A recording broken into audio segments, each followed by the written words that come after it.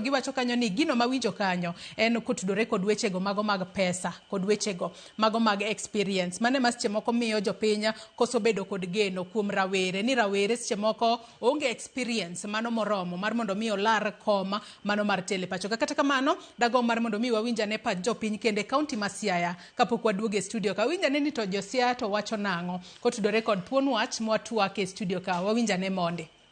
Iluongo ni Patrick Ogonyo. Bondo kae, ajadak Bondo kae. An kachung' kae, an aspirant, adhi dwaro MCA. Kachako wuoyo ewi gimomiyo youth pod ok nyal trust young aspirants, en ni gineno ni young aspirants gi pok gibedo kodgi close, pok gineno kitgi. Magi yangore pok oyangore ni gima longo ni ng'ani nyalo timo ang'o kaka an aspirant.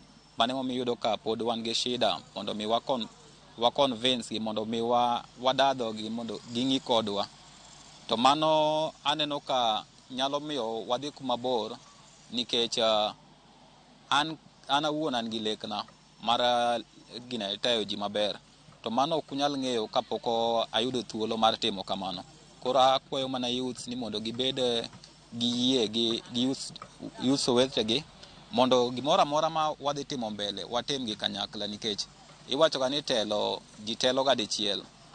En ga wuoth moriwo kila ng'ato. Jatelo nyaka winjre gi ng'at motelo ni, to ng'at motelo ne be nyaka bed gi yie kuome. To mondo mi bed gi yie kuoma en kido masabedo godo. Koro aspirants ma youth moko gima nyalo kwayogi en bedo gi youth machiegni, nyiso ranyisi maber, nyiso kido maber e kind oganda mondo mi wayudo kaka wanyalo gain trust mar youth. Mundi ajuoga, an ajakom mar Bondo, boda ma Bondo ka, kendo an ja Kenya, ang'ama ohero bende kwe kod adiera kod tim maber, and mano be momiyo jo boda ose trust mondo abed jakomgi. Wach manyalo wacho en ni kolure gi siasa ma thurwa ka, ng'enyne wasani wayiero mana joma bet dongo, ok wase trust nyithindo nikech timbe mag rawere mono gi bedo kodgi gadiera, kachiel kod bedo ni gionge pesa miyo joma yiero gi ok oseamini ni gin joma nyalo rito jopiny, nikech gin lwetgi ni nono. Ng'ama lwete ni nono pile ok ji oheroga, nikech gonyo sani ji ohero weche mag gonyo. Ka ng'ato dwaro chung' to nyaka ng'in to lwete ni gang'o, bende en gi dhako, bende en ng'ama nyalo rito ji. Koro trust no pok waneno kuom jopiny mondo mi rawere. To rawere gin joma at least gin gi paro maber maler masani, kendo gin joma nyalo chung' matim gima ber, nikech pod gin joma nigi teko matimo gimoro, gin joma nigi riekni mabeyo manyalo chopo ji mbele. Gima pod hinyogi en mana ni waneno ka rawere mantie ok obedo joma inyalo trust ahinya nikech timbegi. Gobeni ine party moro makata kapo ni wacho ni ng'ane ti wacho ni oa e party makama, tinyalo bedo traced roots ni, inyalo trace ni iya kanye to itimo siasa ni nang'o ka ine party. Namba 2, onego bedi ni ok watudre gi joma undu makelo dhao kuonde duto ma watime siasa. Mae ka watimo tibro yudo ka koro ji mang'eny dwa biro bedo machiegni kodi nikech ok neni gi kaka ing'ama timbe ne richo manyalo ketho gweng'.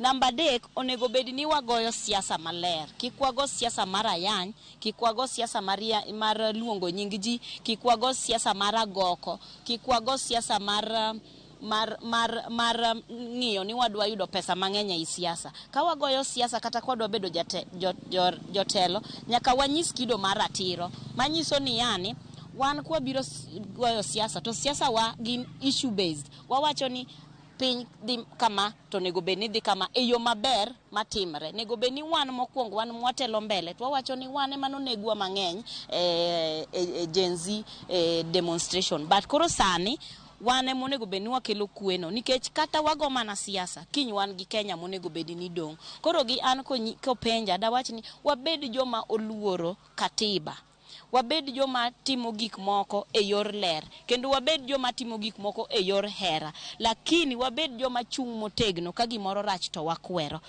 An Omondi Zedekia Patel, anie jagoro maduong' ma Bondo Sub County Boda Operators Union. So telo matindo kata vijende matindo madonje telo, gimomiyo ji ok trust gi en one, gin girikni in that nitie opinions magitimo kata gigo magitimo ma ok odhi maber gi dwach jopiny. Number 2, gidonjo e power ka ging'iyo dwachgi gin giwegi. Ng'ati yudo donjo e politics mondo omew okonyre go ki en. To mae momi ineno ka ng'eng ji yiero jogo mosedongo kendo ma hikgi oniang', nikech jogo gin joma dhi tiyo ne jopiny. Gima dakwa wonre en ni pesa ose affect politics kabisa. Kendo king'iyo issue ma pesa ni, mono ayiero jomatindo nikech jomatindo gi pod onge pesa.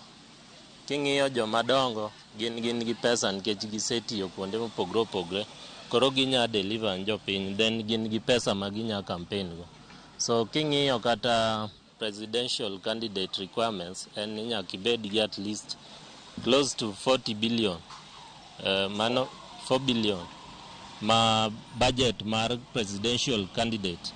To ma dak yude vijende matindo tindo, ma inyama na yudo kuom jogo ma hikgi osedhi nikech gisetiyo kendo gisekano pesa, gin gi pesa ni.